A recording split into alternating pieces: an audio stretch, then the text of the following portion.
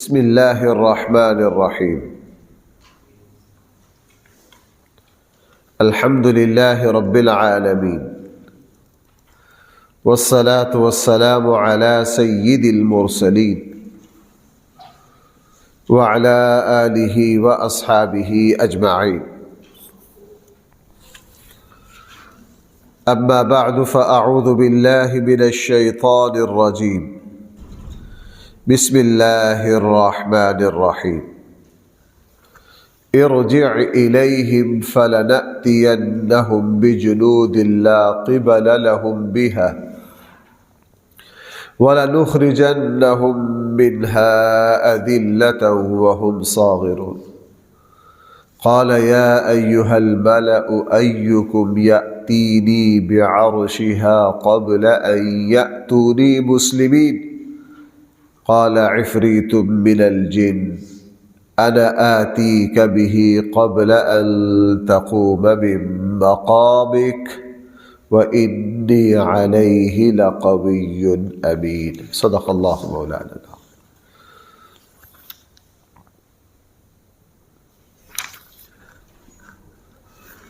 جس وقت سیدنا یوسف علیہ سیدنا سلیمان علیہ السلام کے پاس ملکہ سبا کی طرف سے ہدیے تحائف بھیجے گئے کہ چیک کرتے ہیں کہ آیا یہ بادشاہ ہے یہ نبی. اگر بادشاہ ہے تو مال و دولت پر راضی ہو جائے گا جو بادشاہوں کا کام ہے. اگر یہ اللہ کے پیغمبر ہے تو یہ ہدایت اور ایمان لانے کے علاوہ کسی دنیا کی چیز پر راضی نہیں ہو سکتے. جب وہ تحائف پیش کیے تو سلیمان علیہ السلام نے فرمایا اللہ نے جو کچھ مجھے دیا ہے وہ لاکھوں گنا بہتر ہے اس سے جو تمہارے پاس ہے. مجھے اللہ نے مال و دولت بھی دی ہے، مجھے اللہ نے نبوت بھی دی ہے. ارجع الیہم، واپس جاؤ، ہم تمہارے اوپر ایک ایسے لشکر کے ذریعے حملہ کر رہے ہیں کہ اس سے پہلے تم نے اس کا تصور بھی نہیں کیا ہوگا، اور ہم تمہیں ذلیل کر کے رکھ دیں گے، تمہاری ساری طاقت کو توڑ دیں گے، فنا کر دیں گے، تم ہمارا ہرگز مقابلہ نہیں کر سکتے. جب وہ وفد واپس گیا ملکہ سبا کے پاس، انہوں نے جا کے ساری صورتحال بتائی. ظاہر ہے انہوں نے پورا تاثر سب کچھ بتایا ہوگا، جیسے سفیروں کا کام ہے، وہ پوری صورتحال دیکھتے ہیں، سمجھتے ہیں اور سمجھ کر پھر جا کے رائے دیتے.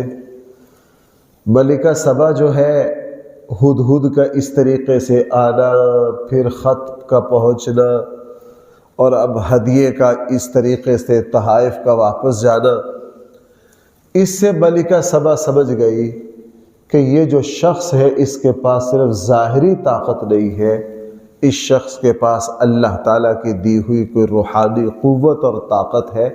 یہ اللہ کے نبی ہے، یہ کوئی عام ہماری طرح کے دنیاوی بادشاہ نہیں ہے. اس لیے ملکہ سبا نے فیصلہ کیا کہ میں خود ان کے پاس جاتی ہوں اور مزید صورتحال دیکھتی ہوں. اب جب ملکہ سبا نے آنے کا فیصلہ کیا تو حضرت سلیمان علیہ السلام نے پھر دو باتیں اس کو اور دکھائی. اصل میں یہاں ایک بات ہمیں سمجھنی چاہیے. میں نے آپ سے کئی بار یہ بات عرض کی ہے، کئی مرتبہ میں نے آپ کی خدمت میں بات عرض کی ہے کہ انبیاء علیہم السلام جیسے لوگوں سے واسطہ پڑتا ہے، انبیاء علیہ السلام انہی کی سطح کی بقدر ان سے بات کرتے، انہی کی سطح کے معجزات ان کو دکھاتے. مثلا حضرت عیسیٰ علیہ السلام کے زمانے میں طب کا بڑا عروج تھا. حضرت عیسیٰ علیہ السلام کو جو معجزات دیے گئے وہ طب سے ہی وابستہ تھے. مردے کو زندہ کر دینا، ایک وہ شخص ہے جس کے جسم پر داغ ہی داغ ہے، اس کے ٹھیک ہونے کا کوئی امکان نہیں ہے. عیسیٰ علیہ السلام ہاتھ پھیرتے تھے پورا جسم ٹھیک. یوں مٹی لینا، اس کی چڑیا بنانا، قرآن 7ویں پارے میں کہہ رہے ہیں، 3 پارے میں بھی ہے، اس کو یوں اللہ کے حکم سے اڑ جا وہ اڑ جاتی. رسول اللہ صلی اللہ علیہ وسلم کے زمانے میں عربوں کو اپنی زبان پر بڑا ناز تھا. قرآن کریم نے سورہ کوثر اتاری، سورہ اخلاص اتاری، پورے قرآن کو فصاحت و بلاغت سے بھر دیا. اب سلیمان علیہ السلام کے پاس ملکہ سبا آ رہی ہے، اس کی بڑی زبردست طاقت ہے، فوج ہے، لشکر ہے، اس کے پاس قوت ہے، اس کے پاس بھائی کیا ہے؟ قوت ہے. اب سلیمان علیہ السلام نے اسی لہجے میں، یوں کہہ لیجئے اسی زبان کے معجزے دکھائے جو زبان بادشاہوں کو سمجھ آتی ہے. بھائی جو زبان کن کو سمجھ آتی ہے؟ بادشاہوں. اب جب ملکہ سبا نے کہا میں خود جاتی ہوں، صورتحال معلوم کرتی ہوں، میں خود مذاکرات کرتی ہوں، میں ان سے ملتی ہوں، دیکھتی ہوں وہ کیا ہے، تو جب وہ آنے لگی تو سلیمان علیہ السلام نے اس کو حقیقت سمجھانے کے لیے، اپنی ذات کی برتری کے لیے نہیں، نبی کے معجزات اپنی ذات کی برتری کے لیے نہیں ہوتے بھائی، نبی کے معجزات سچائی کو ظاہر کرنے کے لیے ہوتے، حق کو واضح کرنے کے لیے ہوتے. تو جب ملکہ سبا آنے نکلی وہاں سے، حضرت سلیمان علیہ السلام نے فرمایا تم میں سے کون ہے جو فی الفور اس کے تخت کو لے کر آئے؟ مسافت بہت ہے، کئی 100 کلومیٹر ہے، اور وہ جو تخت ہے وہ ظاہر عام باہر کسی کھیت میں تھوڑی پڑا ہے، وہ شاہی محلات میں ہے، اس میں پتہ نہیں کیا کچھ ہے، اس کے کتنے محافظ ہیں، وہاں سے لانا کوئی آسان کام تو نہیں، کون لائے گا؟ قرآن نے کہا عفریت من الجن، ایک سرکش جن نے یہ کہا کہ جی میں لاتا ہوں، آپ کے اس مجلس سے اٹھنے سے پہلے پہلے وہ تخت حاضر کر دیتا ہوں. اتنا بڑا تخت اتنی دور سے لانا. نمبر 3، ظاہر ہے وہاں محافظ خدام ہوں گے. آپ کو پتہ ہے بادشاہوں کی چیزیں کس کس انداز سے محفوظ ہوتی ہے، ان سے نکال کے لانا. اس نے یقین دلایا جن نے کہ میں پورا دیانتدار ہوں، آپ حکم دیجئے. آپ کی جس مجلس میں آپ تشریف فرما ہے یہ مجلس ابھی برخاست نہیں ہوگی کہ میں اس تخت کو لے کر آپ کے پاس. ایک شخص نے کہا جس کا یہاں تذکرہ نہیں، حضرت سلیمان بھی ہو سکتے ہیں، ان کے کوئی صحابی بھی ہو سکتے ہیں. اگر اللہ تعالیٰ نے حضرت سلیمان نے دوبارہ تخت کو لایا تو یہ ان کا معجزہ ہے. اگر ان کے کسی صحابی کے ذریعے ہوا ہے تو بھائی وہ کیا ہے؟ کرامت ہے. رسول اللہ صلی اللہ علیہ وسلم کے ہاتھوں جو چیزیں ظاہر ہوئی وہ معجزات ہیں. آپ علیہ السلام کے صحابہ کے ہاتھوں بہت ساری کرامتیں ظاہر ہوئی.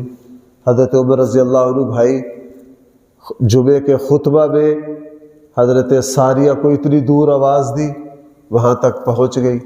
اس طرح کی اور بہت سی مثالیں.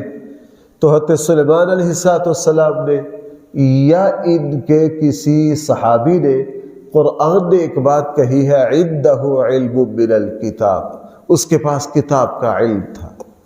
اب وہ کیا علم تھا قرآن نے نہیں بتایا، وہ کون بندہ تھا قرآن نے نہیں بتایا، وہ کیسے لایا قرآن نے نہیں بتایا.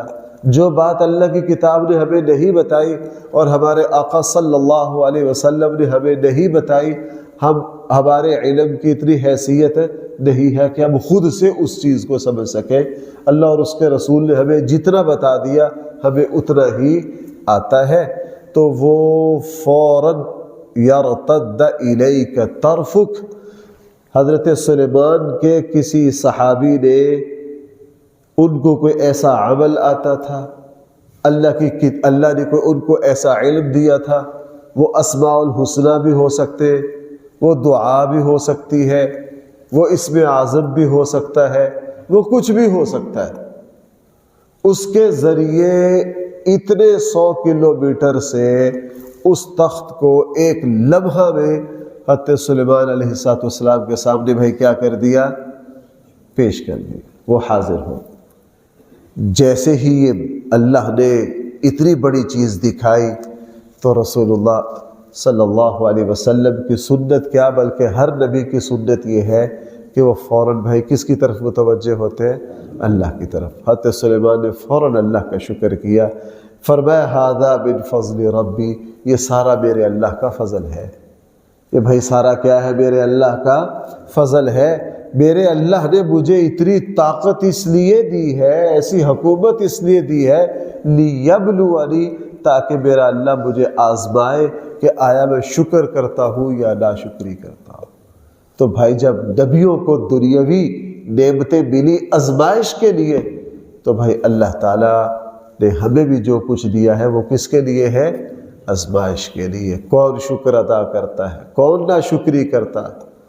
کون اس اللہ سے لیے ہوئے مال کو اس کی نافرمانی میں استعمال کرتا ہے؟ کون اللہ کی اطاعت میں استعمال کرتا ہے؟ یہی یہاں لیبلونی، بہرحال وہ تخت پہنچ گیا۔ اب جب پہنچ گیا تو اتنے میں ملکہ سبا بھی آ گئی۔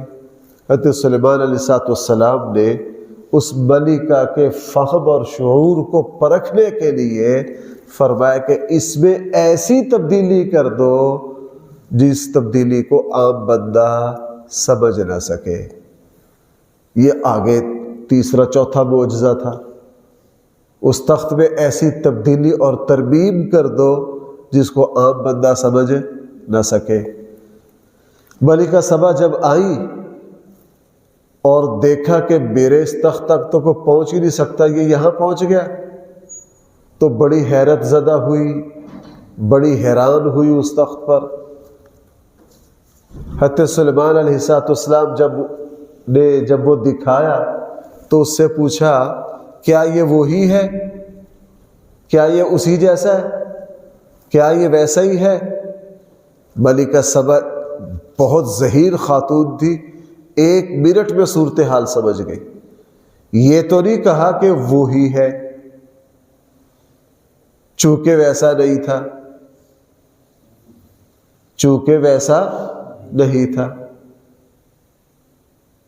اس لیے یہ نہیں کہا کہ وہی ہے، اور یہ بھی نہیں کہا کہ مجھے سمجھ نہیں آ رہی۔ مجھے یوں لگتا ہے ملکہ سبا بھی سمجھ رہی تھی کہ میری ذہانت کو چیک کیا جا رہا ہے، میری ذہانت کو۔ اس نے بھی اپنی ذہانت دکھائی، اس نے کہا لگتا ہے ویسا ہی ہے، لگتا ہے ویسا ہی ہے، یعنی میری بات غلط بھی نہ ہو، لگتا ہے ویسا ہی ہے۔ لیکن اندر سے تو وہ یوں کہہ لیجئے کہ ملکہ سبا کا کفر ٹوٹ گیا کہ یار یہ اللہ کے ایسے عظیم پیغمبر ہے کہ میرا جو تخت ہے وہ لمحوں میں یہاں پہنچ گیا، وہ لمحوں میں یہاں پہنچ گیا، حیرت زدہ ہے۔ اس کے بعد پھر آخری معجزہ، یہ وہی بادشاہوں کے مزاج کے مطابق معجزات ہیں۔ پھر آخری معجزہ یہ ظاہر ہوا، حضرت سلیمان علیہ السلام کے ہاتھوں اللہ نے ظاہر کیا کہ ان کو جب کہا نا کہ محل میں داخل ہو جائیے، تو وہ محل میں داخل ہونے لگی تو اس کا محل کا جو فرش تھا وہ اس طرح آئینے اور شیشے کی طرح تھا کہ وہ موتی کی طرح چمک رہا تھا۔ اس کو دیکھ کر ملکہ سبا نے اپنے جو لباس ہے وہ اونچا کر لیا تاکہ وہ کبھی پانی سے بھیگ۔ حضرت سلیمان نے فرمایا لباس اونچا کرنے کی ضرورت نہیں ہے، یہ فرش نہیں ہے، یہ کیا ہے؟ ہاں، آپ اس کو پتھر کا فرش سمجھ رہی ہے، آپ اس کو عام زمین سمجھ رہی ہے، یہ تو ایک ایسا شیشہ موتی کی طرح ایسا فرش بچھایا گیا ہے۔ یہ آخری معجزہ تھا۔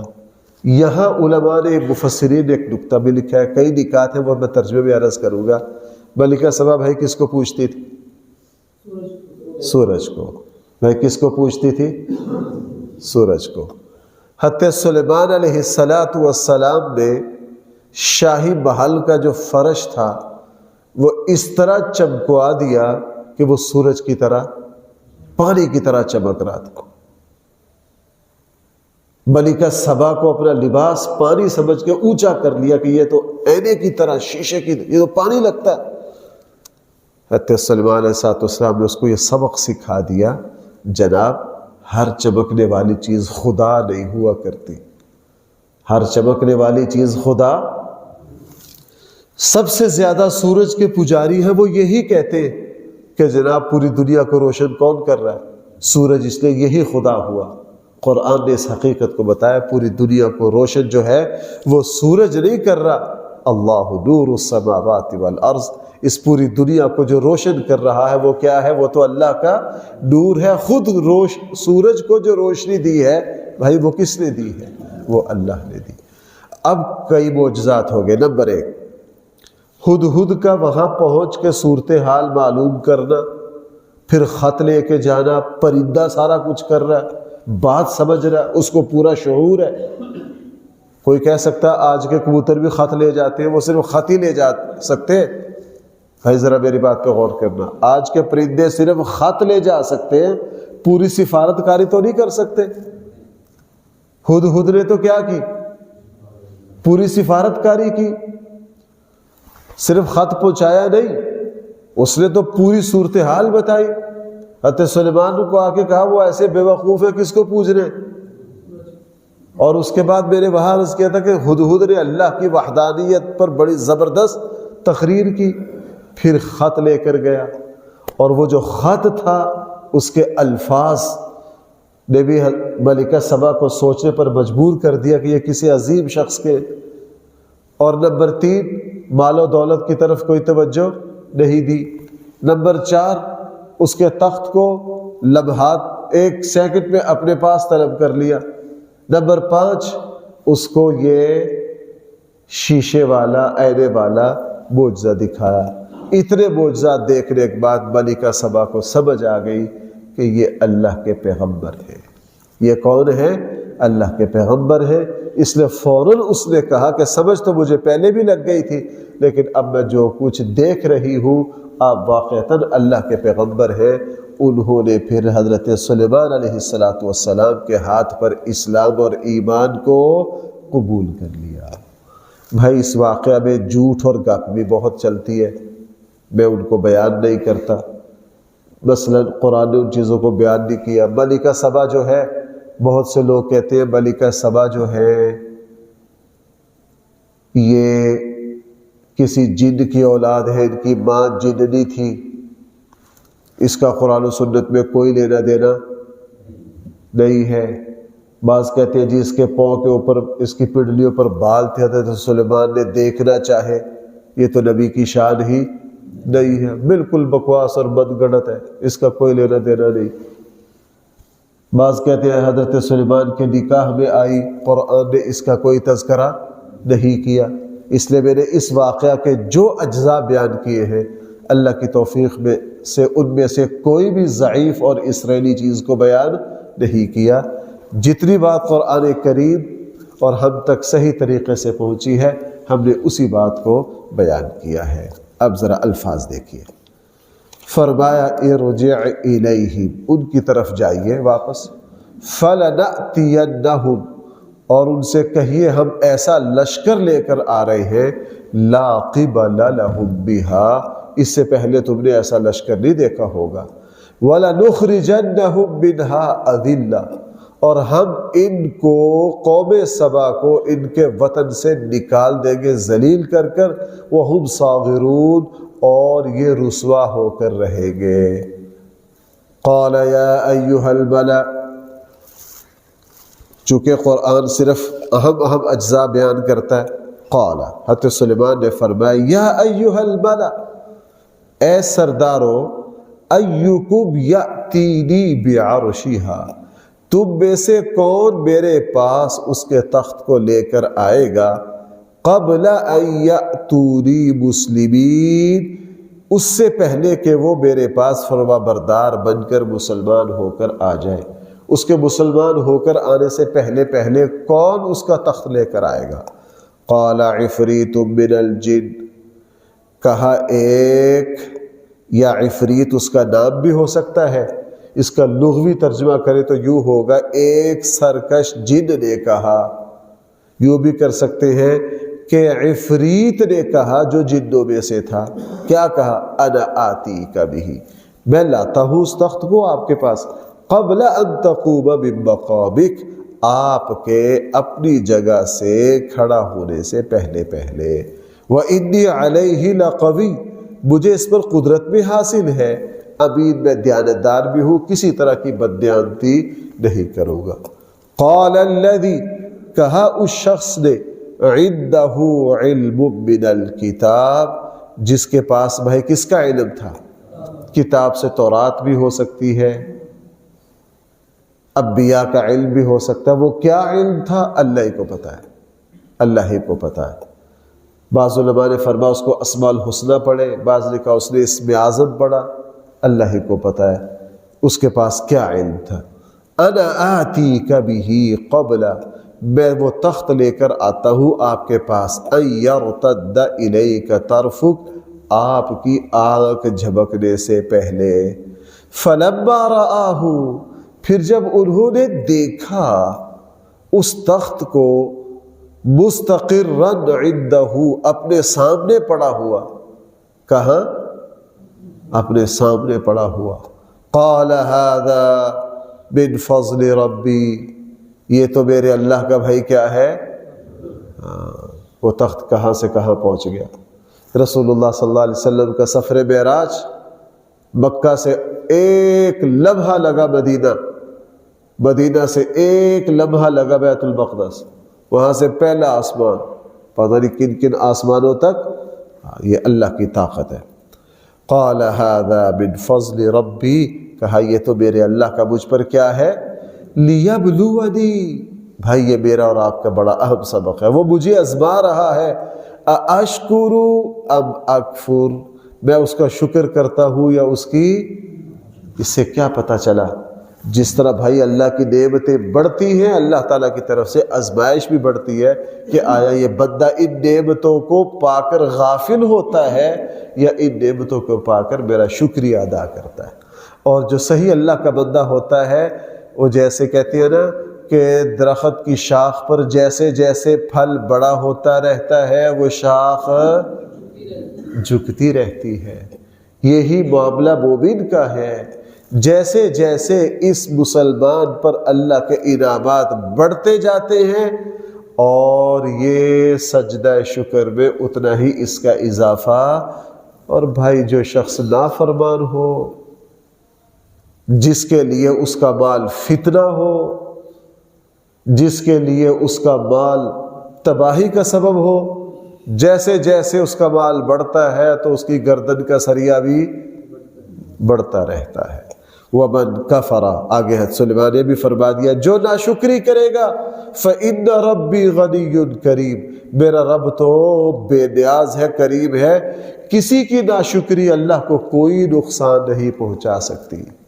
کسی کی ناشکری بھائیوں میں اور آپ جو کچھ کرتے ہیں اس کا فائدہ کس کو ہے؟ ہمیں ہے۔ قال، فرمایا، نَكِّرُوا لَهَا عَرْشَهَا، اس کے تخت میں تبدیلی کر دو، ہم چیک کرنا چاہتے ہیں، آزمانا چاہتے ہیں، اتہتدی، کیا وہ بات کو سمجھے گی، ام تکون من الذین لا یہتدون، یا ان لوگوں کی طرح ہو جائے جن کو پتہ ہی نہیں چلتا۔ فلما جاءت، پھر جب ملکہ سبا آ گئی، قیلا، اس سے پوچھا گیا، اہاکذا عرشک، کہ تمہارا تخت اسی طرح کا ہے؟ قالت کأنہ ہو، اس نے کہا گویا کہ ایسا ہی ہے، گویا کہ کیا ہے، وَأُوتِينَا الْعِلْمَ مِنْ قَبْلِهَا، اور اب ملکہ سبا کہہ رہی ہے ہمیں پہلے ہی سے یہ محسوس ہو گیا، میں تو پہلے معجزات دیکھ کر ہی سمجھ رہی ہوں کہ آپ کون ہیں، اللہ کے نبی ہیں، اور میں تو ہد سے ہی سمجھتی آ رہی ہوں، وَكُنَّا مُسْلِمِينَ، ہم تو پہلے ہی آپ کے فرما بردار ہو گئے۔ وَصَدَّهَا، قرآن کہہ رہا ہے اس ملکہ کو روک دیا، مَا كَانَتْ تَعْبُدُ مِن دُونِ اللَّهِ، حضرت سلیمان نے روک دیا اس کو جس کی وہ پوجا کرتی تھی اللہ کو چھوڑ کر۔ إِنَّهَا كَانَتْ مِن قَوْمٍ كَافِرِينَ، وہ ملکہ سبا کن لوگوں میں سے تھی پہلے؟ کافروں میں سے. قیلا، اسے کہا گیا آپ ذرا محل میں داخل ہو جائیے. فلما رأتہ، جب وہ داخل ہونے لگی اس نے دیکھا حسبتہ لجا، کہ اس کا جو فرش ہے وہ تو پانی کی طرح چمک رہا ہے. وکشفت عن ساقیہا، اس نے اپنی پڈلی سے کپڑا اوپر کر لیا. قال، حضرت سلیمان نے فرمایا انہ صرح مبرۃ من قواریر، یہ تو آئینہ اور شیشے کا بڑا نفیس فرش بچھایا گیا، یہ کوئی پانی. بس اس معجزے کے بعد فوراً ملکہ سبا نے کہا قالت، اے میرے رب انی ظلمت نفسی، میں نے اپنے اوپر کیا کیا. ہاں، انسان جتنا بھی بھائی گناہ کرے کس پر ظلم، اپنا بیڑا غرق کرتا ہے. انی ظلمت نفسی. اس لیے بھائی میری بات سننا، رسول اللہ صلی اللہ علیہ وسلم نے سیدنا صدیق اکبر کو جو دعا سکھائی نا نماز کے آخر میں پڑھنے والی، اس میں بھی یہ ہے اللہم انی ظلمت نفسی. موسیٰ علیہ السلام سے بندہ قتل ہو گیا، فوراً کیا کہا؟ ظلمت نفسی. ہاں، بندہ جب گناہ کرتا ہے اپنا بیڑا غرق کرتا ہے، یہی اس کی زبان پر آئے انی ظلمت نفسی، میں نے اپنے اوپر ہی ظلم کیا ہے. وَأَسْلَمْتُ مَعَ سُلَيْمَانَ، میں سلیمان کے ساتھ اسلام لاتی ہوں، ایمان لاتی ہوں، للہ، اس اللہ پر جو سارے جہانوں کو پالنے والے ہیں. اللہ تعالی ہم سب کو صحیح فہم عطا فرمائے. الحمد للہ رب العالمین والصلاة والسلام علی سید المرسلین وعلی آلہ واصحابہ اجمعین. ربنا آتنا فی الدنیا حسنہ وفی الآخرة حسنہ وقنا عذاب النار. صلی اللہ تعالی علی خیر خلقہ سیدنا و مولانا محمد وآلہ واصحابہ اجمعین برحمتک یا ارحم الراحمین.